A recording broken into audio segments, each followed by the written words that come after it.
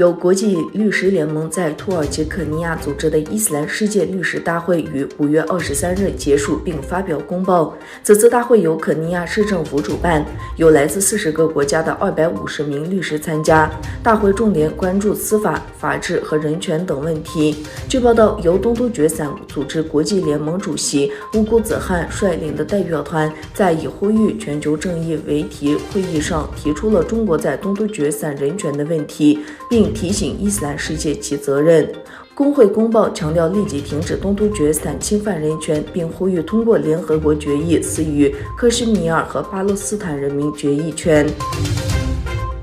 巴基斯坦现任外长拉比瓦尔·布托扎尔达里访问中国，并与中国外长王毅举行会谈。据报道，这次巴基斯坦外长访华是比拉瓦尔就任巴外长以来首次正式双边访问。据中国外交部称，比拉瓦尔在广州会见了中国外交部长王毅。比拉瓦尔表示，对华友好是巴外交政策的基石，是巴人民的必然选择。巴坚持一个中国政策，支持中国的根本利益。巴基斯坦政府继续保持沉默，甚至支持中国对东突厥散维吾尔人和其他穆斯林的种族灭绝和非人道待遇。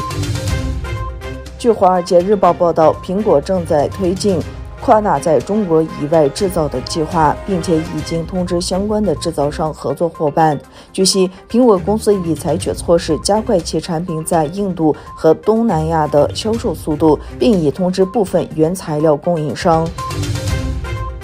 阿塞拜疆土耳其格勒吉亚议会外交事务委员会第7次访问会议在阿塞拜疆舒沙举行。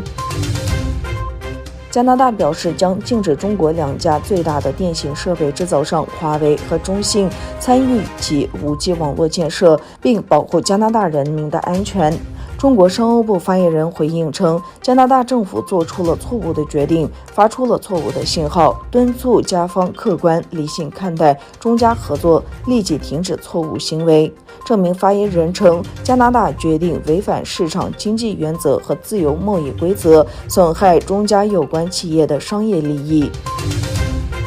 据日本媒体报道，美国总统拜登乘空军1号于当地时间22日抵达东京驻日美军横田基地，开始为期3天的访问。据报道，美国总统拜登上任后首度的亚洲行访问韩国、日本。面对国际情势严峻，美国有必要加强安全警戒。